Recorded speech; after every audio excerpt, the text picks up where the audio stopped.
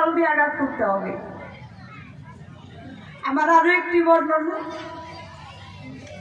এই যে যেটা ফুলের মালা, সর্বপ্রথম কি করে আসনপতির মালা গাঁথে, আসনপতির মালা গাঁথার পরে সভাপতির মালা গাঁথে, সভাপতি মালা গাঁথার পরে প্রত্যেক মানুষের জন্য মালা গাঁথে।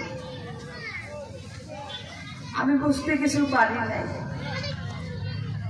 যিনি আসনপতির মাথার মধ্যে মালা থাকে ওইটা ত্রিকোণাকুণ থাকে, সভাপতির মাথার মধ্যে যেটা মালা থাকে ওইটাও ত্রিকোণাকুণ থাকে। তো এমনই কিছু বুঝতে পারি নাই, কোন মালার মধ্যে 3 ফুলও দেয়, 5 ফুলও দেয়, সেগুলো নিয়ে আমার কোনো আশা চাই না। কিন্তু মালার অধিকারী হলো একজন নারী, মালার অধিকার হলো একজন নারী। তাহলে পুরুষ দেহের মধ্যে যে মালা সৃজন করো আমি তো বুঝতে পারি নাই। দয়াল গুরু, তুমি বা কোন দেশে আছো? এই ফুলের মালা সর্বপ্রথম কে উঠিয়ে কার গলের মধ্যে পরিয়েছিল, যেটা এখন পর্যন্ত চলার তালে আছে, পরিপূর্ণভাবে একটু ভেঙে পড়বে তার কাছে। এই আসনপতির মাথার মধ্যে যেটা মালা দেওয়া হয় ওটা ত্রিকোণাকুণ কেন হলো? আর প্রত্যেক মানুষের গলের মধ্যে ফুলের মালা কেন ঝুলানো হলো? সম্পূর্ণ কথা সবার মাঝে তুমি দিয়ে যাবে বক্তৃতা। যেভাবে জিজ্ঞেস করছে আমার মনে হয় কোথায় রাগে সেটা ভুলে গেছে, ভুললেও তার অসুবিধা নাই। যা কইব বাসায় নিয়ে কই পারবো, এখানে তো কিছু বলতে পারবো না। আপনারা সবাই আছেন নাকি? এখন এই পর্যন্ত সমাপন করে জিজ্ঞাসার আসার সময় নেওয়া যায় না।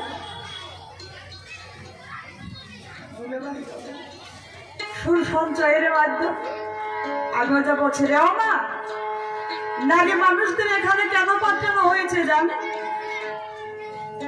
নারী মানুষ যারা পর্দার আড়ালের মধ্যে থাকার কথা তারা আমাকে বলতে পারেন, তাহলে তুমি কেন গান করো? মা, যেখানে শুধু প্রেম বেচাকিনি হয় এখানে কেন পাঠিয়েছি জানেন?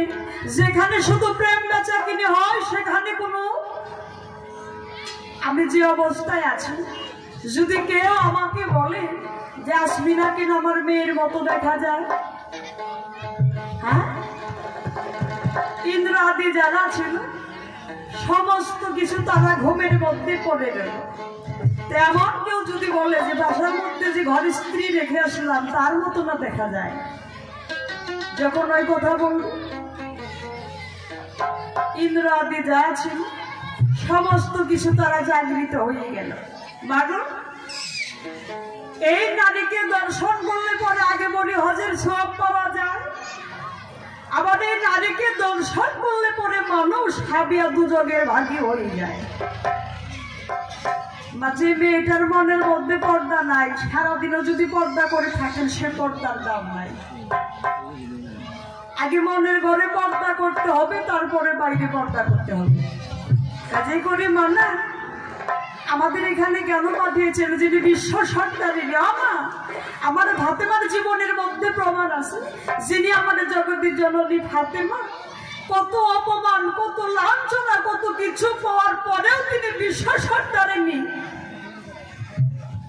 যিনি 70 তালির শাড়ি পরিধান করেছে।